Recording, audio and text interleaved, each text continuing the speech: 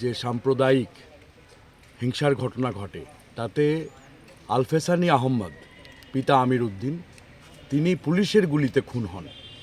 ওনার স্ত্রী স্বপ্না বেগম আজকে এখানে উপস্থিত আছেন, তিনিও একটা দরখাস্ত করেছেন কমিশনে, মানবাধিকার কমিশনে, এই কারণে যে পুলিশ আজকে বলছে যে পুলিশের গুলিতে সে মারা যায়নি। কিন্তু স্বপ্না বেগমের বক্তব্য, পরিবারের বক্তব্য এবং যারা আই উইটনেস ছিল সেদিন বাজারে হাজার হাজার মানুষ, প্রত্যেকের বক্তব্য যে পুলিশের গুলিতে আলফেসানি খুন হয়েছে এবং সানজিদ আহমেদ চৌধুরী তার বা পায়ে নীর নিচে সেখানে গুলি লাগে, সে আহত, সেও আই উইটনেস। এবং এখানে বাজারে উপস্থিত আরেকজন আই উইটনেস আছে, তিনি বাজারে উপস্থিত ছিলেন, তাদের সামনে গুলি হয়েছে। তো এখন পুলিশ যে এফআইআর করেছে, এফআইআরে বলছে যে গুলি করেছে মিসক্রিয়েন্টসরা, দুষ্কৃতিকারীরা, তারার গুলিতে এই ধরনের ঘটনা ঘটেছে। কিন্তু পুলিশ এই কথাও এফআইআরে বলেছে পুলিশও গুলি করেছে, কিন্তু এটা ব্ল্যাঙ্ক ফায়ার। তারা বলছে যে আমরা ইয়েকে ডিসবার্স করার জন্য, যে আনরুলি মব ছিল, বেআইনি যে জমায়েত ছিল, এটাকে করার জন্য, ছত্রভঙ্গ করার জন্য আমরা ফায়ার করেছি। হ্যাঁ, তো এখন আমরা এই কারণে এসেছি, আমিও আজকে একটা সিপিআইএমএল পার্টির রাজ্য সম্পাদক হিসাবে আমিও কমিশনে আজকে দরখাস্ত দিয়েছি যে জুডিশিয়ারি এনকোয়ারি চাই।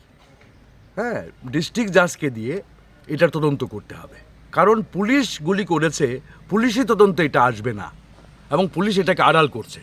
আর যেখানে এটা পূর্ব পরিকল্পিতভাবে হয়েছে, প্রশাসনের মদত ছিল এই হিংসায়, স্বাভাবিকভাবে পুলিশ কখনো বা প্রশাসন কখনো এটা উন্মোচিত করবে না। কাজে এখানে মানবাধিকার কমিশনের হস্তক্ষেপ লাগবে এবং এটা জুডিশিয়ারি এনকোয়ারি লাগবে, জুডিশিয়াল এনকোয়ারি। হ্যাঁ, বিচার বিভাগের তদন্ত করতে হবে। এই দাবিতেই আজকে আমরা এখানে মানবাধিকার কমিশনের কাছে এই দরখাস্ত দিয়েছি, আমরা কমপ্লেন করেছি এবং স্বপ্না বেগম নিজেও কমপ্লেন করেছেন যে আমার স্বামী পুলিশের গুলিতে মারা গেছে। হ্যাঁ, আমি এটার ন্যায় বিচার চাই।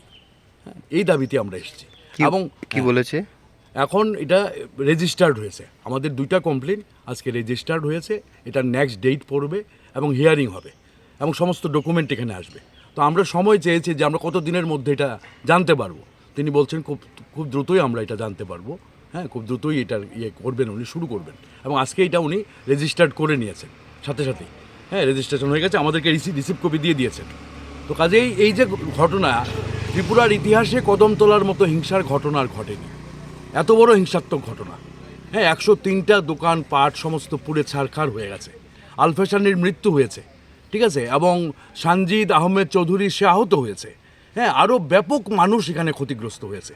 এবং অদ্ভুত ব্যাপার, প্রশাসন যে সাম্প্রদায়িক, আমি আপনাকে বলছি এই সরকারটাই সাম্প্রদায়িক এই কারণে যে সেখানে 103টা মুসলিমদের দোকান, হিন্দু মুসলিম উভয়ের দোকান পোড়া গেছে, কিন্তু 20 জনকে তারা বেছে বেছে 5,000 টাকা দিয়েছে এসডিএম ক্ষতিপূরণ প্রাইমারিভাবে, আরও দেবে বলেছে, কিন্তু একজনও মুসলিম দোকানদারকে দেয়নি।